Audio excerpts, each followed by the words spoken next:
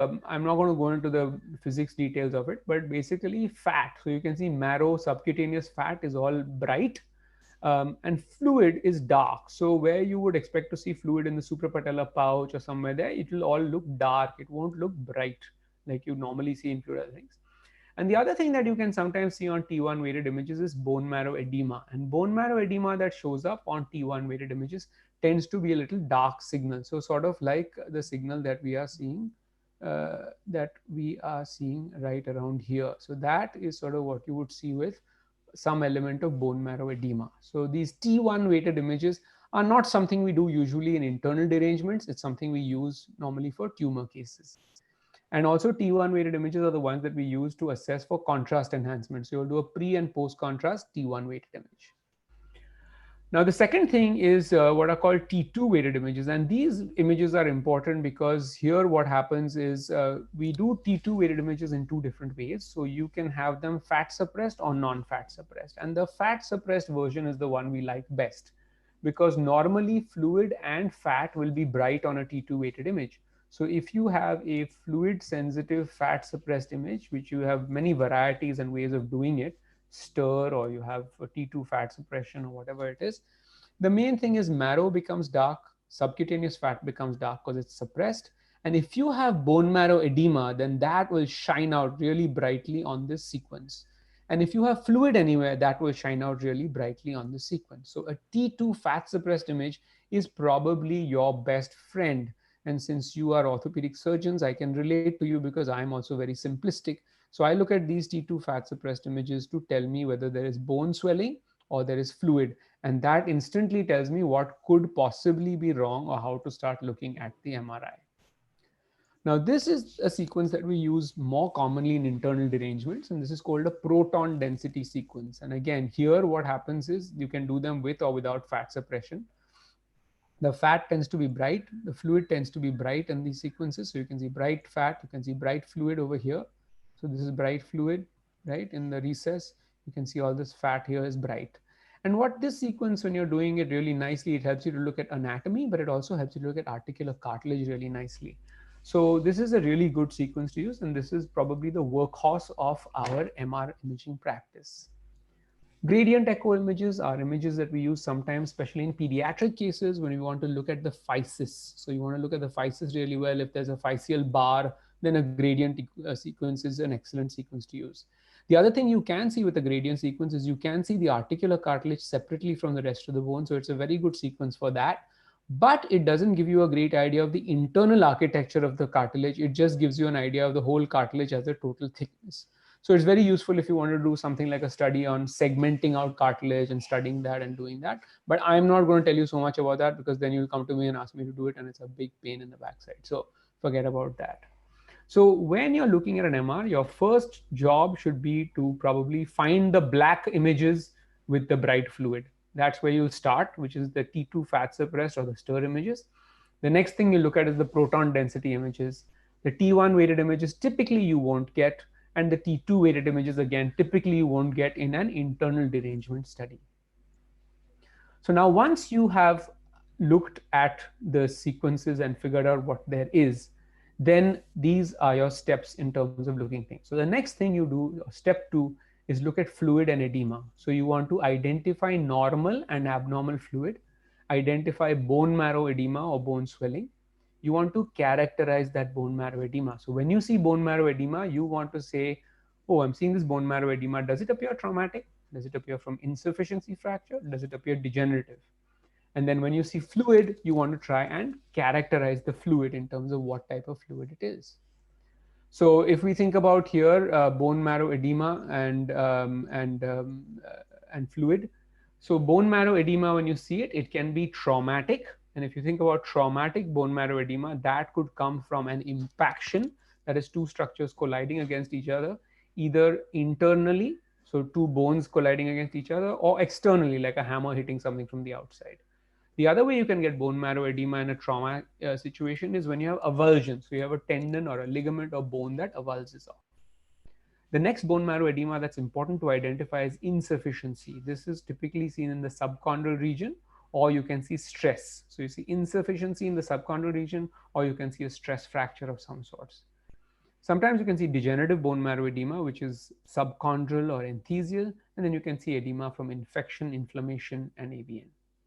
When you see fluid, you'll see suprapatellar fluid, popliteal fluid, popliteus tendon sheath fluid, some little bursae, and then ultimately after you see the fluid, you want to analyze the fluid lining to see whether the fluid looks normal, just simple fluid, or it looks like it is some sort of a synovitis. So here are some examples of traumatic and impactional bone marrow edema.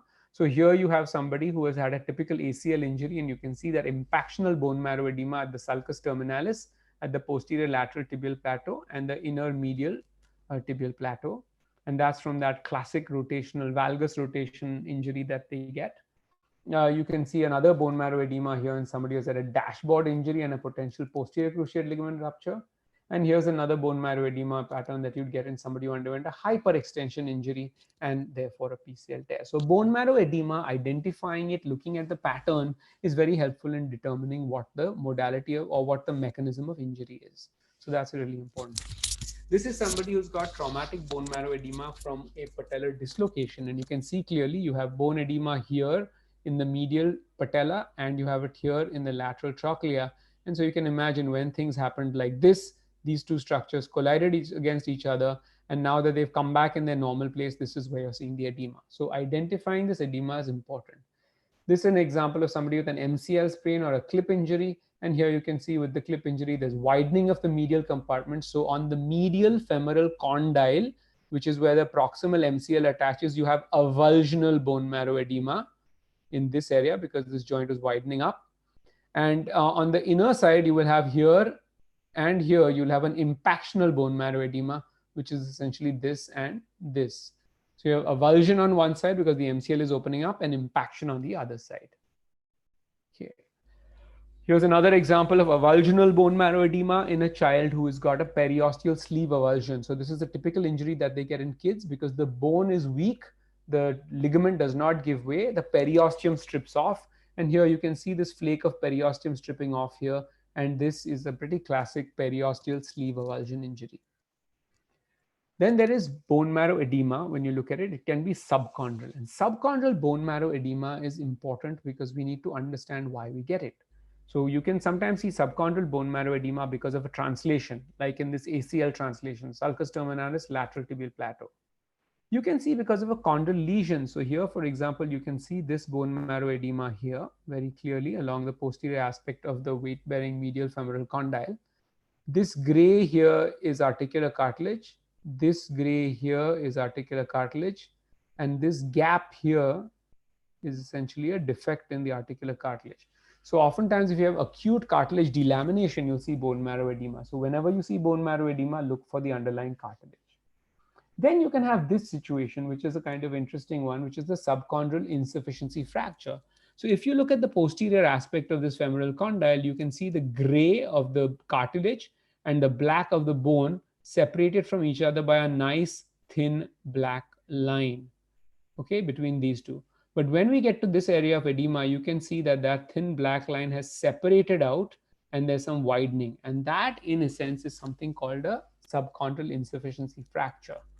And then sometimes you can see situations where you have an OCD lesion. So you can see the actual bone separating out from the underlying bone, and you see bone marrow edema around it. So that is your osteochondritis dissecans or osteochondral lesion. Now, this brings us to the whole concept of the subchondral insufficiency fracture and SPONK. So SPONK is spontaneous osteonecrosis, and it's a term used very variably by varying orthopedic surgeons at various periods in time. In today's day and age, most people believe that spontaneous osteonecrosis is not really an entity, and it is a subchondral insufficiency fracture. So what can happen to this subchondral bone marrow edema? So let's say you have a patient who comes in, you see subchondral bone marrow edema, the overlying cartilage is normal, and you see that broadening of that little black line that I showed you in the last slide, like we see over here with this, bone marrow edema, right? Now what can happen to this? This can progress. So this was in March, and this was the same fast bowler in April, and you can see the bone marrow edema progressing and the subchondral insufficiency progressing. Once it progresses, what can happen to it? You can actually develop a full-blown subchondral insufficiency fracture, and you can have fracture and more intense bone marrow edema. And once that goes into that bone marrow edema, it can either collapse and produce collapse of the articular surface, or it may stop and just heal with subchondral cystic changes, and you would see subchondral cystic changes and bone marrow edema.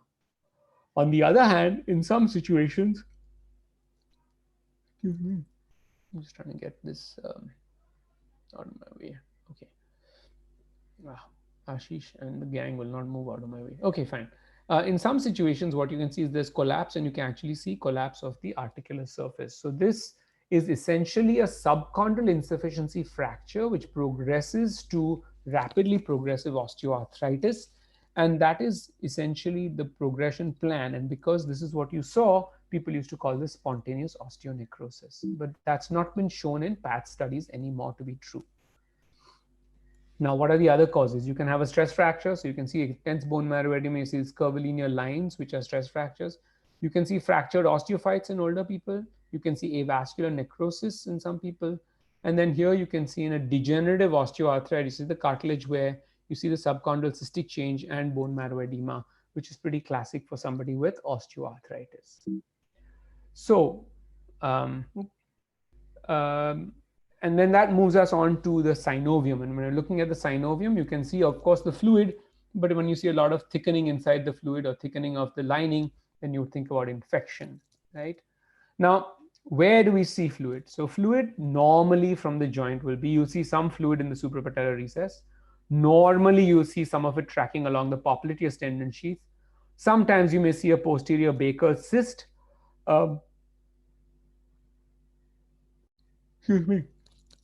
And these are the, wow, I'm boring myself in this talk. I hope all of you are enjoying it more than I am. So, and in some cases, you will see deep infrapatellar bursal fluid, which is abnormal when you see so much like this. And then in some cases, you can see pes anserine bursal fluid, like you see more anteriorly here. So knowing normal and abnormal fluid locations is important. It's also important to remember that oftentimes you may see fluid somewhere and not have symptoms. And oftentimes you may have symptoms but no fluid. And a typical example is pes anserine bursitis. Oftentimes you can palpate the pain to be more anterior and below the joint line, and you're pretty sure it's a pes anserine bursitis, but you're not seeing anything on the MR. And we've seen that often. We've injected those patients and they've done reasonably well. You can also look at the synovium. So if you look at these patients here, you can see this variety. You can see the synovial lining here is just smooth and reactive. Here's a smooth, thick reactive synovium. Here you can see small particulate debris within the synovium. And then finally here you see a thick, shaggy synovium. So this would be just reactive. This is sort of particulate, and this is more of an infectious or inflammatory synovitis. So you can analyze the synovium. So when it comes to looking at fluid and edema, so this is what you do is when you look up, take those black images that have the bright dots on them and you look at them. You want to look for fluid, differentiate between normal and abnormal. You want to identify if there's bone marrow edema, and then you want to characterize, oh, excuse me. And then you want to characterize whether the bone marrow edema is traumatic, insufficiency, degenerative. And then finally, when you look at the fluid, you want to determine if the fluid looks in a normal or abnormal location, and then what is the characteristic of the synovium. So this is step 2. Now, step 3 is looking at the articular cartilage. And for this, we have to try and understand quickly what articular cartilage structure is, the basic mechanisms by which we image articular cartilage, and some practical issues as far as looking at cartilage. So most of you know this, that articular cartilage got a superficial layer called the superficial zone, which is very clever, and that's why I like the way orthopedic surgeons name things. Then you have the middle or the transitional zone, and then you have the deep or the radial zone where the cartilage is perpendicular to the articular surface. And then here you have this most important line here, which is called the tide mark. And it's called the tide mark because if you, whenever we're allowed to, go to Juhu Beach or any of the beaches around you, you will see the waves coming on shore and going back. And the mark that they leave looks like a tide mark. It looks like this, and that's why this is called the tide mark. And essentially, the cartilage below this is stiffer because it is partly ossified or calcified. Above this is softer because it is not ossified or calcified. And so if you were to push this cartilage from here, if you were to apply a load to this cartilage here, from here and from here, then what would happen is the top layer of the cartilage would move, but the bottom layer wouldn't move. And therefore, this radial zone is where you get cartilage shearing injuries. Okay, so that's an important thing for you to remember. And this is what it looks like on MR. So the superficial most layer is going to be this thin black band at the surface. This whole gray thing is the transitional zone, and this last bit from here to here, this is your radial zone, and that's where you get your shearing zone. This is my own cartilage from a few years ago, where you can see a nice little surface fissuring of the central patellar articular cartilage. So this is the detail we can see on a routine MRI. Okay. This is proton density. So how can we see cartilage lesions? We can see normal cartilage, we can see a little bit of surface fissuring, we can identify more surface fissuring, we can see chondral flaps, we can see large chondral defects. So we can basically see and grade cartilage well on high resolution proton density images. There are many techniques usable. We talked about the gradient echo technique and the proton density technique, and personally I prefer to use the proton, proton density technique more than anything else. Okay, so once you looked at cartilage, so far what we've looked at is what we call the morphology of cartilage. This is showing us the gross structure of cartilage. But those guys who do cartilage surgery, they get all excited and they want to know, but is this hyaline cartilage? Is this fibrocartilage? Is it mother of cartilage? Is it father of cartilage? They want to know all these things, right? So what we have to realize is that we can image various physical characteristics of cartilage. So whether we're looking at collagen, proteoglycans, or water, whatever the contents of cartilage are, we have ways to image those. So when cartilage is well organized, then the water molecules between them cannot move and they appear gray and dark black. But when things get more mobile, then you can start to see brighter signal. You can see the fissures and the tears and all those other things. So that is what proton density images do. Now, if you can quantify using various techniques how bright that signal is, then you can get what is called a T2 relaxation map and understand what the T2 map is. Or you can use other techniques that look at the proteoglycan content in cartilage. Okay, so here, for example, is a T2 map. So here is a normal, here's the image of cartilage, here is normal cartilage, here is fissured cartilage with subchondral cystic changes. You see this over here, right? And what you do is, as you apply a color scale to it, you can see essentially this cartilage is a different patient, but you can just apply a color scale that shows the gradation of cartilage, and if that gradation is normal throughout, then you say it's normal, as opposed to small focal lesions. But overall, if you were to ask me, what do you want to know, would be my question. Do you want to know the size of the lesion? Do you want to know, where the lesion is? That I can tell you without a cartilage map. When do we need a cartilage map? We need a cartilage map when you've done chondral surgery and you're asking me, Aditya, is this cartilage that is growing there hyaline cartilage or fibrocartilage? And that's when a T2 map can have some use, because it can help to tell you whether the cartilage characteristics are the same as the adjacent normal cartilage. All right, so here is a microfracture patient, and you can see the cartilage has filled up nicely in the region of the microfracture. So here's the microfracture, right? The cartilage overlying looks like it's complete. But when you look at the T2 map, you can see that the cartilage is different signal from the rest of the normal cartilage here and here. So you know that this cartilage defect is probably being filled in by fibrocartilage at this stage, and over time we'll see if it becomes in hyaline cartilage. Imaging with gadolinium allows you to look at enhancement characteristics. Basically, as there is depletion of gadolinium, you get more enhancement of cartilage, and you can tell whether there is proteoglycan depletion. T1 row imaging is another technique that reflects proteoglycan content in cartilage. Okay.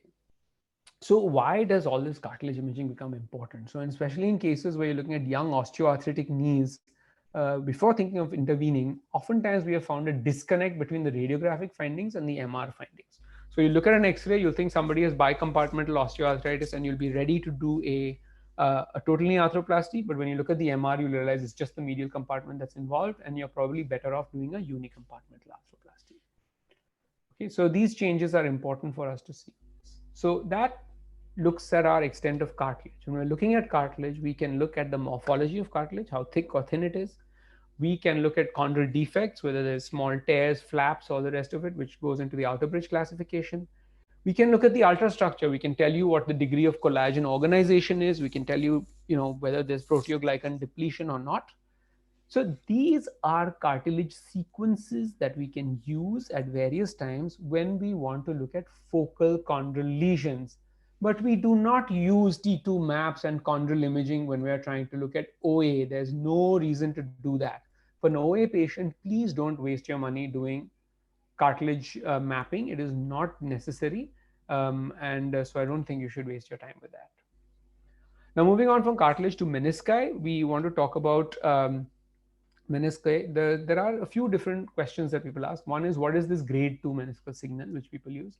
What are some common meniscal tears, some normal variants, some easily missed tears, and a fixable tear?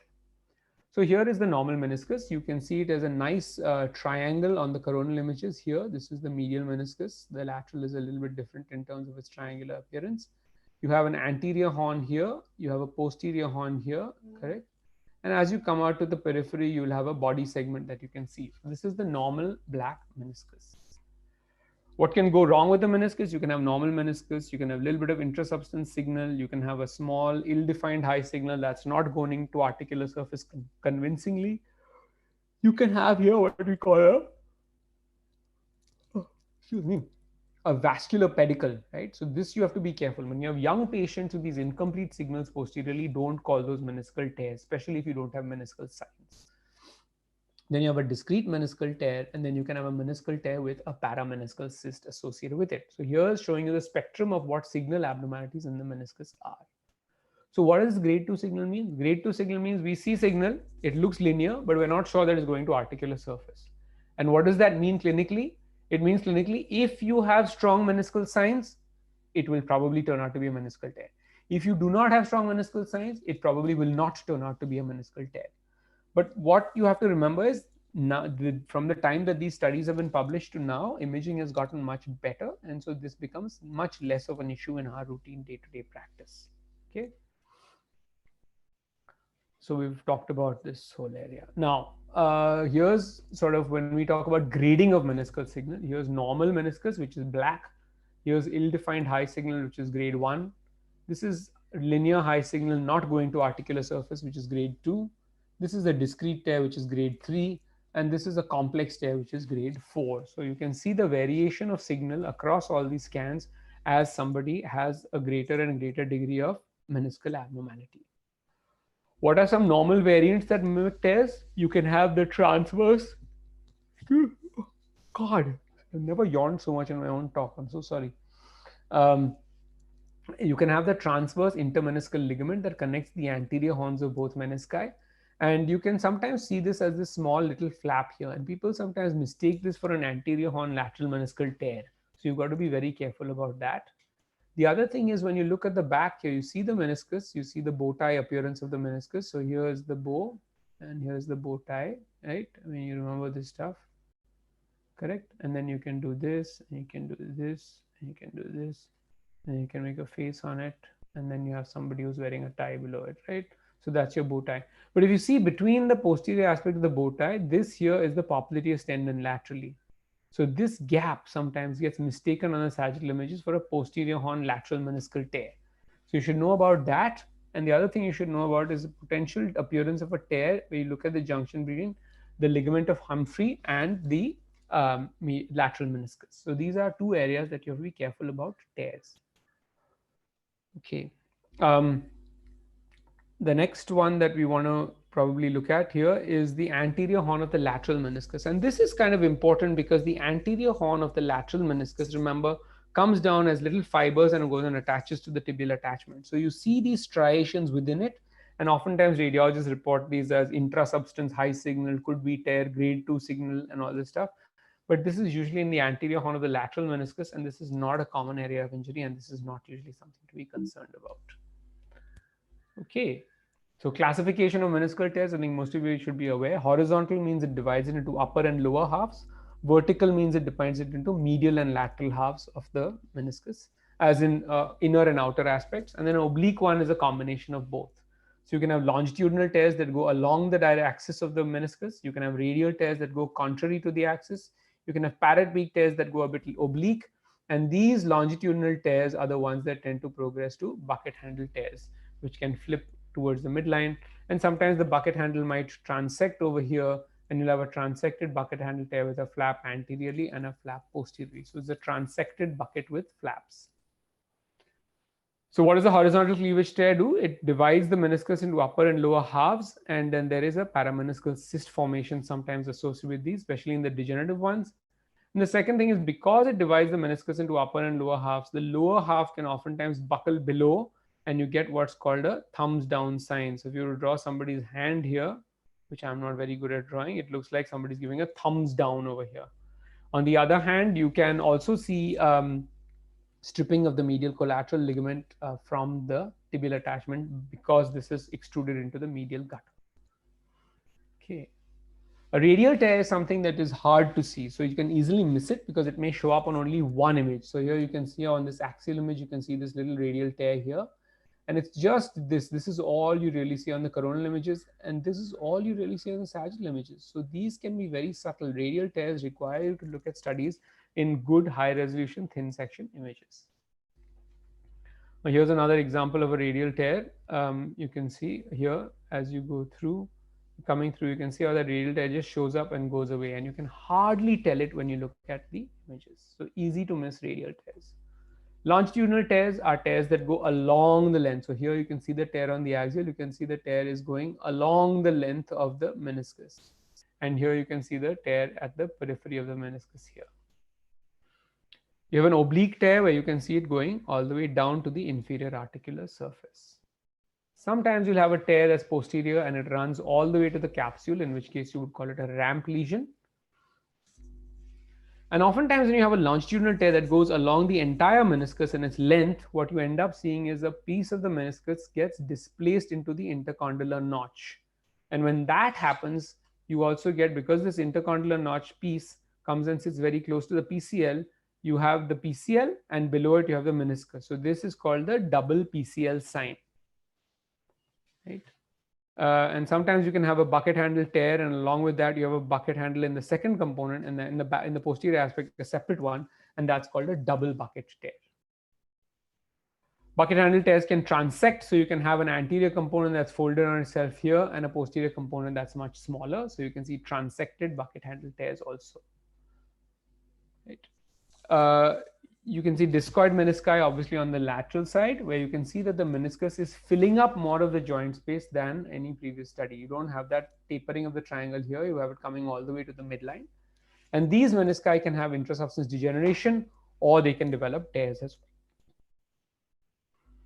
Another tear that's very, very important for all of you and very easy to miss, especially in older patients, is the root tear, which is the tear that happens at the posterior horn medial meniscal root. So look very carefully at this attachment. Normally the meniscus should come like this and come all the way down, and similarly from here come all the way down and attach down here, and this should be the what you should see.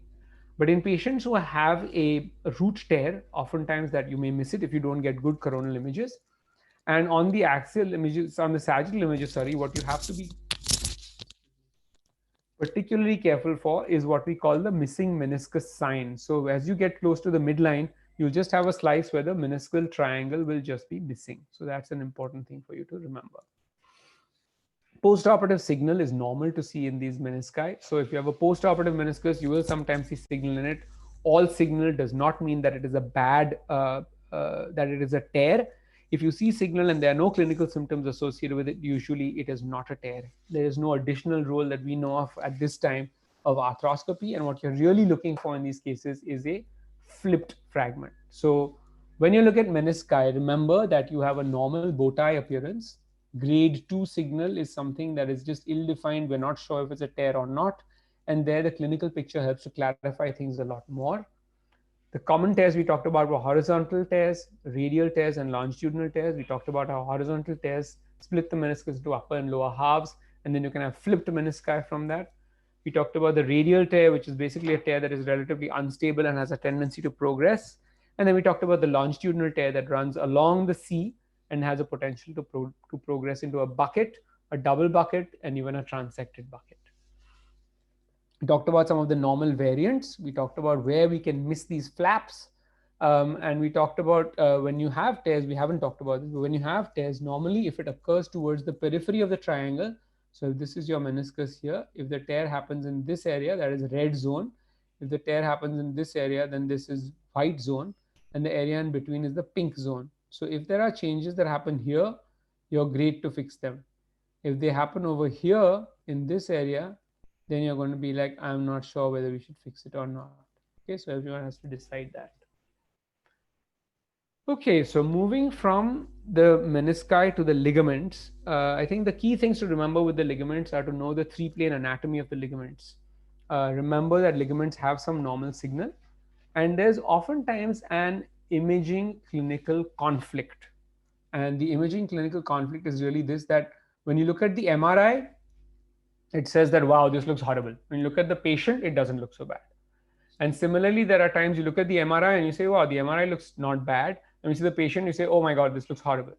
So this is because of the concept of remodeling. When you see somebody early in imaging, there's edema, swelling, everything looks a lot worse.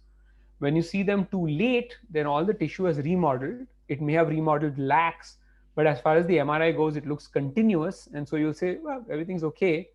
But actually, it is lax. And clinically, when you're examining, it's lax. So there, your clinical examination matters a lot. And a classic ligament to remember for this is the PCL. We'll talk about that later. Okay.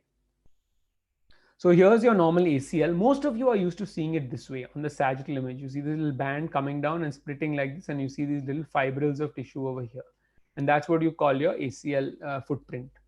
But it's important to look at the ACL, and it's important to realize that there's normal signal at the ACL footprint, and that's not always, tear and partial tear and all that other nonsense. That is just normal. This over here, you can see on the coronal images, this is your ACL, okay? And as you come forward, you can see that ACL sort of coming forward. And this probably is an area that I would encourage all of you to look at, which is the femoral attachment on the axial images, preferably non-fat suppressed proton density images, because the area of the ACL right at the intercondylar notch can often be missed, and you can have tears where the ACL remains standing, but it's come off at the notch, and so you miss those ACL tears. Another important thing with the ACL is to remember the effect of the sequence. So this is a difference between a T1 weighted sequence where the ACL just looks like complete mush, and here you have a proton density image where you can see the ACL very, very nicely. So that's how the ACL is seen better. So it's important to look at the right sequence. Now, what can go wrong with the ACL? You can have a normal ACL, and here you can see a few striations within it, which is perfectly normal. You can have some intrasubstance degeneration within it, which is early mucoid change right here. You can have moderate mucoid change right here. You can have a proximal ACL rupture, so you have a tear here. You may have a chronic rupture, in which case you can see that there is buckling of the posterior cruciate ligament. Because this tibia has moved anteriorly, the PCL, which should normally be sort of like this, has now changed into a more sort of vertical position, and this is what you will see in patients with chronic ACL tears. What are some common problems? The two biggest problems that we have are, one, people talking about this area here where you see the striations, right? And people say, oh, this is partial tear. Now remember, a little bit of striated high signal never killed anybody. So if you see striated high signal, don't think it's a tear every time. Secondly, if you see the striated high signal and it's like this, you can draw the lines neatly with a pencil, then that's just intrasubstance in the normal signal rather than anything else. The second situation to run into is a situation where you have the classic translational bone marrow edema pattern of an ACL rupture. But when you look at the ACL looks perfectly fine. So you're like, what the hell happened here? In those cases, it's very important to go and look at the femoral attachment, because these patients could have partial or single bundle tears. So for example, here you can see the posterolateral bundle, but you don't see the anteromedial bundle. And that's sort of what the partial tear or a single bundle tear looks like. And here's just a comparative image to show you the normal appearance, which you can see over here. And here you can see how that normal appearance is just this chotu, and the second portion of this is not really there. So that is an ACL single bundle rupture. When we look at the postoperative ACL, you're essentially looking at one signal of the postoperative ligament, and that can vary from being completely normal to mild high signal to actually developing something like a cyclops lesion, like this case here. Right? This big nodule that when you put an arthroscope in, you'll see the nodule staring at you at the face. The second thing you look at when you're looking at the graft is you want to look at the alignment of the graft. So is this graft too vertical or is this graft too horizontal, which will essentially be causes of potential failure. And the third thing you want to look at is you want to look at infection in the graft. And when you look at infection in the graft, you want to know if it's just on the button side, like over here, or if it's along the entire tract, like here on the femoral side. If it's involving both, so you can decide. So if it's involving the tract, then typically they will take down the ligament and leave things. But if it's just involving the button side, then maybe you would just do a local debridement instead of actually getting into the rest of it. So when you're thinking about the ACL, think about seeing the ligament in three planes, use the PD non-fat suppressed sequences. Remember that there are normal striations towards the tibial side and at the tibial attachment. Remember, there's a concept of partial and complete tears. So when you're seeing patients where they've got the edema, but you don't know, then it could be a partial tear, right? We talked about the post-operative ACL, where essentially the three things to remember are the graft quality, its orientation, and presence or absence of infection. Here's examples of the PCL on the other hand. Here's your normal buckled PCL. Here is some high signal within the PCL, which is a low-grade injury in the mid-substance. And this is an intermediate to high-grade injury in the mid-substance. Now, this PCL injury is the one that if you image it 3 to 6 months from now, the PCL will look bang normal, and there's no way you can tell the PCL was torn. So in these cases, the clinical examination does become very, very important. Here are some examples again. Here's a PCL intrasubstance sort of high signal. Here's osseous avulsion from the tibial attachment. Here's osseous avulsion with elevation. And here's osseous avulsion that is just sort of healed in a normal place. But you could still have PCL laxity over here.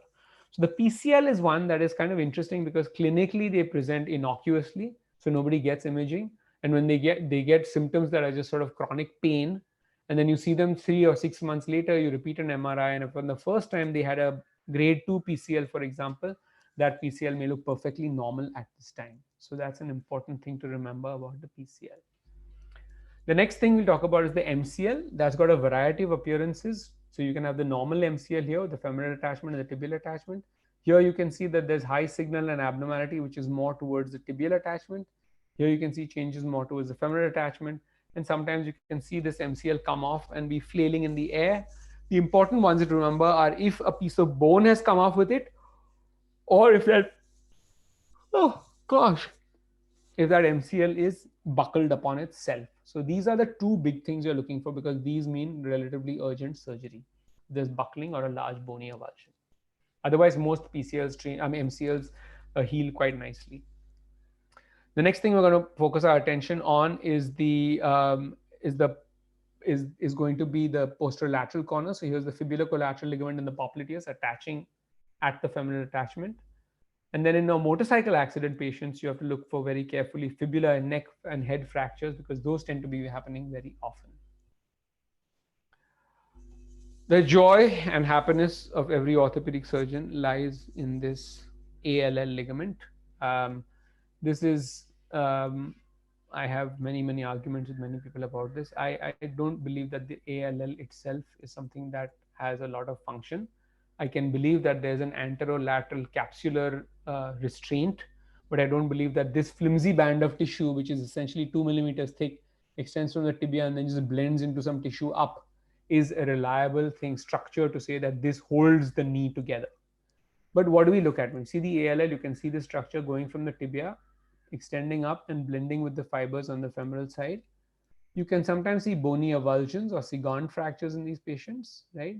Sometimes you can just see a little bit of sort of ill-defined signal instead of seeing an actual Sigand fracture. And then sometimes you can see the abnormality more towards the femoral side. So you can have all these variations on the ALL.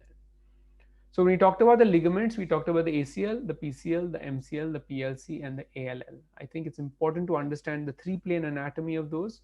Important to understand where in the spectrum of injury you're seeing this ligament. Is it a 2-week-old ligament from time of injury to scan? Is it 3 weeks? Is it 4 weeks? Is it 1 week? And that will help to give you a better idea of how bad things are. And when you're having a clinical radiologic conflict, right? Radiology always wins, right? No, I'm just kidding.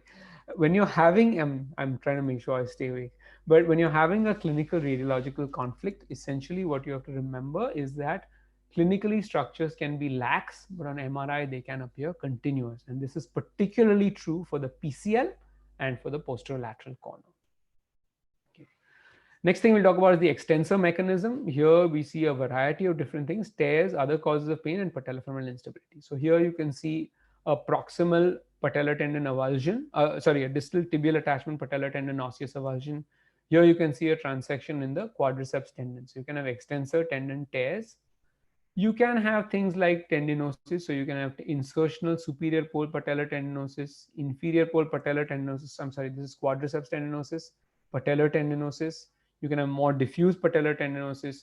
You can have that periosteal sleeve avulsion injury that we talked about.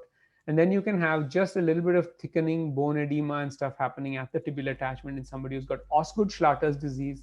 And last but not least, you can oftentimes see that infrapatellar fat pad edema in somebody who's got a patellofemoral friction syndrome. So these are some of the things that you'll see in the extensor mechanism.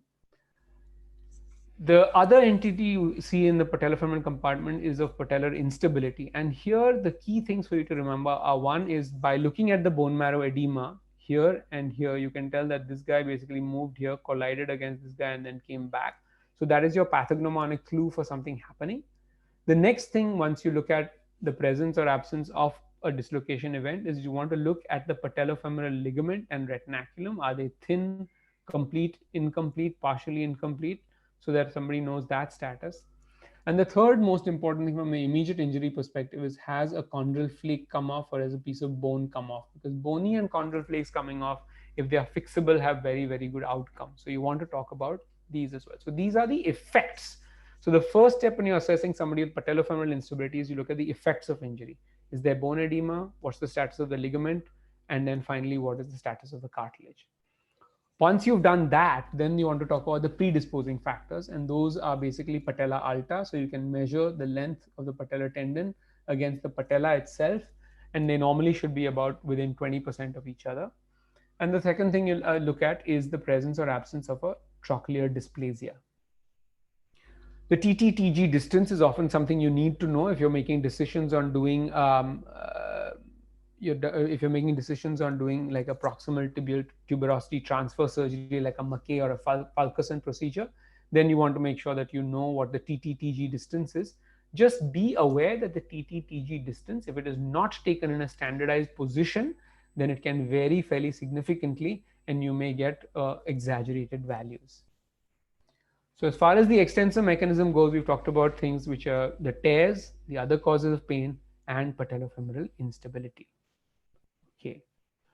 Now, the last aspect of the talk is going to be talking about metal imaging, and I'm going to be brief with this, but the reason I wanted to talk about it is because there's obviously a lot more arthroplasties being done. MRI is very, very valuable in these, and unfortunately, a lot of imaging centers will tell you that we don't do metal imaging, you can't do it, patient will die, and all this other stuff. But bottom line is metal imaging is possible, it's very good, and we can get a lot of information from it. So here's what we look at. We look at things like the bone prosthesis interface. So if you look at this case over here, what you can see is the tibial stem, the bone prosthesis interface is really nice. This little irregularity is because of cement. So this is a normal cemented arthroplasty stem. But then you can see in this case how there's this small little gray rim of tissue that seems to go all the way around. And this is an example of osteolysis or membrane formation. And then here you can see in this case, there's a much larger area of osteolysis around this prosthesis. And then those can become even larger, head to the edges and lead to stress fractures. And this would be more of osteolysis. So the bone prosthesis interface can be normal, can have some loosening or poor osteointegration, or it can have large chunked out areas, which is called osteolysis. Okay. So this is the bone. The synovium we've already talked about. So you can see everything from smooth reactive to shaggy synovium. And this is how we are able to help you in terms of telling whether something is infection or it is or an infection or aggressive inflammation versus it being normal. The soft tissue constraints are also looked at well on an MRI. So here you can see a quad tendon rupture, here you can see an MCL rupture, and here you can see a popliteus tendon rupture. We can look at the axial alignment on MRI, especially on well-done images, but sometimes we resort to a CT to give you a more exact measurement. So in summary, what we've done in these last 45 minutes or so is we've talked about MR imaging sequences and anatomy. So you've understood what are the structures that you will look for. We've talked about bone marrow edema and fluid. We've talked about articular cartilage and what it looks like on MRI and how we can understand its morphology, its chemical structure, and how we can use or how and when we should use cartilage specific sequences.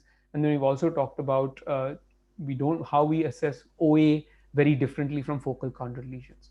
We've talked about looking at the ligaments, clues to those situations where you have a clinical versus imaging disconnect and how to help yourselves out in that or understand why that disconnect happens. We've talked about menisci. We've talked about that gray area of the grade 2 meniscus. We've talked about flaps. We've talked about commonly missed tears, and we've talked about mimics.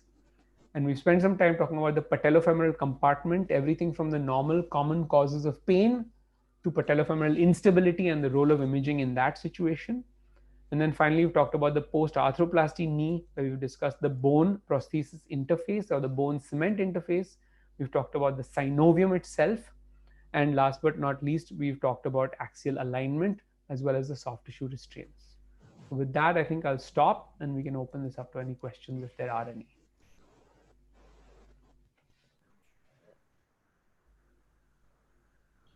Thank you, Aditya. Thank you. Stunned silence. So I think let me start by asking one aspect which has been covered, but not in detail. So there is a lot of interest in imaging proximal tibial plateau fractures with an MR, because there are some studies which are coming up from really big volume centers in Canada and North America, where they have done an MRI of a fractured knee. And traditionally we used to do a CT scanner, 3D reconstruction, and go ahead with fixing them. Now they're doing an MRI because they are saying that a lot of soft tissue injuries like the meniscal tears are sort of missed, and they can be tackled at the same sitting. So from your talk, my understanding is that imaging of an acutely injured knee is going to be a challenge, isn't it? I mean, No, so it is not that much of a chance. So the issue is more from a standpoint of ligamentous injury, and where you have it, where you will see the issue is you may, as long as in your mind you realize you're upstaging an injury marginally, as opposed to, if you were to image it earlier, you are probably overestimating it slightly, and if you're imaging late, you're probably underestimating it slightly. So it's like mentally you're putting that little button back and forth. It's like when you see an acutely injured ACL and you see an old ACL, you'll have sort of different things. So that's the sort of stuff that you're going to see. So it's not really a challenge. I think somebody hasn't muted their stuff, but do you think there could be an overdiagnosis of let's say meniscal injuries no, associated with these ghastly fractures, or can you be very specific? Yeah. This is something that needs attention. Yeah. So when you talk about meniscal tears, they're fairly discrete entities, and we can tell them very separately on MR from a meniscal tear versus a meniscal contusion. That is not an area that we run into trouble with. Right. And if we see mild contusion versus moderate contusion, that's fine. So that's not really much of an issue. But when you're talking about something torn and not torn, then definitely that is something that we can tell you, and you shouldn't worry about that. Right. The other thing is with infections, there are a lot of patients who are sort of on the borderline. It could be like a reactive effusion or a reactive synovitis versus a frank infection, which could be brewing in an immunocompromised host who do not, manifest the entire gamut of clinical signs and symptoms. So, would you routinely sort of, keep a contrast MRI standby for such patients? Or, how do we go about things? There are a lot of, patients who come back saying that the scan center asked whether you want a contrast. If you need a contrast, we need to do the creatinine and those kind of things. Okay. So a few things about contrast. Number one is normally for looking at our routine infection. So if we're looking at are you talking about, it depends on whether you're looking at a post-arthroplasty picture or you're looking at a routine knee. Yeah. With so in a routine knee with an infection, if you're primarily looking at somebody who's got a synovitis, then contrast doesn't really add that much. Because when you give contrast, you will see synovitis. Whether you give it or not, it's synovitis. You're looking at the synovium. I showed you the various different types of synovium you can see. So if you see a thick, shaggy synovium, then that's very clear that that is just going to be infection or a high-grade inflammatory process. Where the contrast becomes helpful at times is when you see bone marrow edema and you're not sure whether that bone marrow edema is just bone marrow edema or it's osteomyelitis. Yeah. So when you start to get into the segment of bone being involved, that's where contrast becomes useful.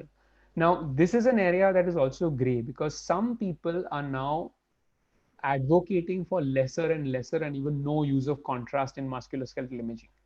So there are people who say, look, we can give you the answers by looking at things without using contrast at all.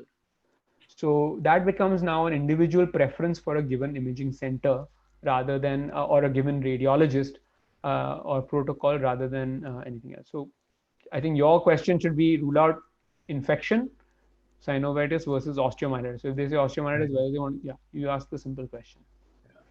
And you said that in the last so many years, even imaging has sort of changed or evolved since the time these signs were described. I mean, we've seen in our practice over the last 10, 15 years. So traditionally, it was thought do all the non-invasive investigations before you approach a patient. Let's say don't stick in a needle, don't aspirate the joint till you have an MR picture or so. Does that still hold true? I mean, would you still want to image? Let's say you're talking about a septic knee or a septic arthritis in a patient who's on dialysis and who's sort of borderline sickly. I would want an answer pretty quickly. So, is it okay if I stick in a needle, take the fluid out, and then send for an MR, or would you prefer me rather not do that? Uh, that doesn't really matter to me. If you draw the fluid and then send them for MR, that's not a big deal for me as far as I'm doing it. Because now you look at also what is the question you're asking. You're saying there's a synovitis. Is there osteomyelitis? Is there bony involvement? What's the extent of disease? So that by removing some fluid is not going to make much of a difference. I think where we are telling people not to put things is if you're concerned about a neoplasm for any reason, then please don't stick a needle in without that. If you're sticking it into a joint fluid, that's fine. But you're sticking it into osteomyelitis, you're thinking infection, at least get a good look of it before you do anything else. Sorry, I think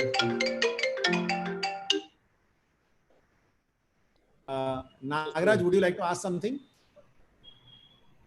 Just unmute yourself. Aditya, great talk as usual. Question is regarding horizontal cleavage tears. As you mentioned, and as we know, traditionally horizontal cleavage tear with parameniscal cyst is known to be part of a degenerative process. But lately we are seeing that quite a few young population are having this tear pattern with these small parameniscal cysts. And therefore the concept of doing a part meniscectomy and then repairing these leaves. My question to you is how well these actually heal in your experience, if at all you've seen some follow-up MRIs? I don't have much experience of that. I couldn't give you I couldn't give you a real answer for that. Okay. But you agree with the concept of these occurring in younger individuals and we should try to repair them? I still, in my practice, I'm not seeing horizontal cleavage tears in younger individuals. And I still think, like I think with younger individuals, depending on how young you're talking, especially in the 20s age group, I would say be very careful with posterior horn grade 2 signal horizontal cleavage tears. It may well be a vascular pedicle that somebody's describing as a meniscal tear. So be careful before you jump into that. Okay. One more question with respect to the ligament part of it, the partial bundle tears which you mentioned. As we know, we could either have a selective posterolateral bundle tear or a selective anteromedial bundle tear. Clinically, what we see in these is that if a patient has got a selective posterolateral bundle tear, conceptually they'll have a pivot phenomenon because the PL bundle is responsible for the rotational instability. And those are the ones conceptually who should land up with instability symptoms and therefore land up with a reconstruction. My question to you is, this is what we traditionally believe clinically. Radiologically, do you see PL bundle isolated tears more often or AM bundle tears isolated more often? I actually haven't looked at that carefully. I don't even know where to give you a correct answer for that. I would say 50-50. I don't know. The reason I asked you this question is because conceptually, PL bundle should be more symptomatic. However, what we see is if I see 10 selective bundle reconstructions, quite a few of them have actually been isolated AM bundle tests. Okay. Yeah, I mean, I think I still look at them as which one is torn. Can I tell you that's it? And I don't think much beyond that after that. Okay. Point. Last question related to the patella instability sequences that you would take. There was a very nice talk by David Dijor recently, and he mentioned about the TTTG distance, which you should measure differently. The limit of 20 millimeters should not be set for both MRI and for CT. On the MRI, anything more than 13 millimeters you should consider is significant. What is your opinion? What are we looking at in our practices in terms of giving entire information on MRI is enough according to you, or additional CT for TTTG should be done? So here, I think the things that are really important to remember is that it's all about positioning. I think if you rotate externally, you rotate internally, it's actually quite a significant change that comes to the TTTG distance. So I think that's an important thing to remember. And so you should have a very standardized positioning of the extremity when you're doing the scan. The second thing that I don't think has been studied in detail, and I've spoken to people who had larger centers also who have said that the TTTG distance measurements are actually very, very varied. And so you have to be very careful about them, no matter which modality you use, no matter how much standardization you even use. And with MRI, one of the other things that happens is most of the time in MRI, a patient is put into an MRI coil with packing.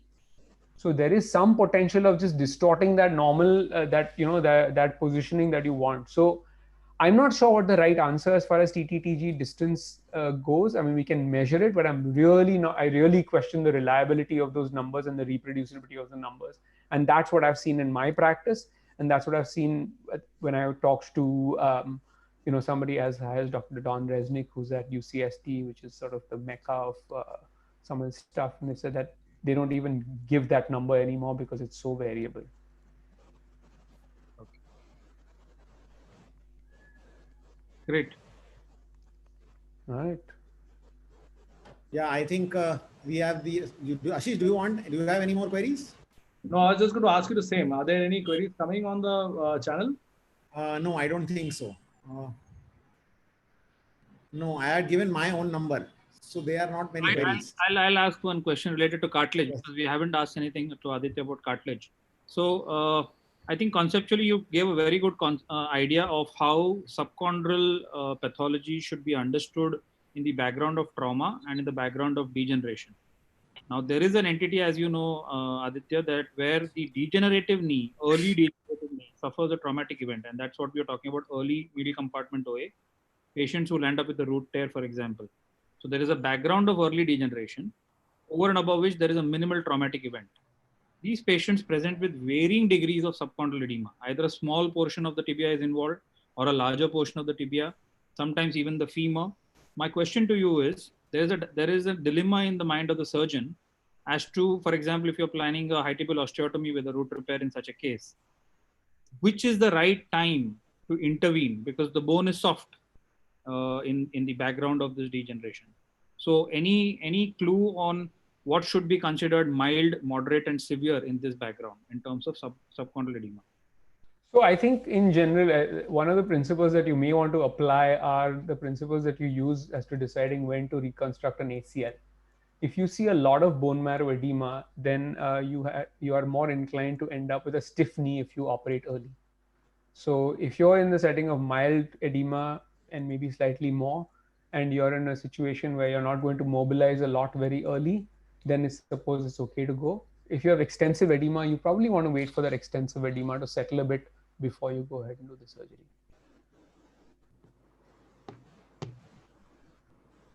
Okay. So thank you. Thank you, Aditya. Thank you for sparing your time.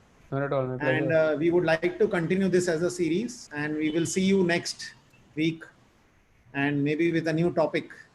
Maybe. Yeah, we should do the same thing again. Thank you. Yeah. Just do it in the morning. Yeah, exactly. Or maybe I should just get a shot of coffee before intravenously or something before I do anything. So maybe we can change the time if you want. No, it was fine. I think I've never yawned like this during a talk. It's quite incredible. I must have really bored of my own talks. So thank you, Ashish. And thank you, Nagraj. Thank you. Stay safe. Thank you for spending your time. Thank you very much. Yeah. See you. Bye-bye. Okay, bye. Ashok, Bye. just stop the streaming.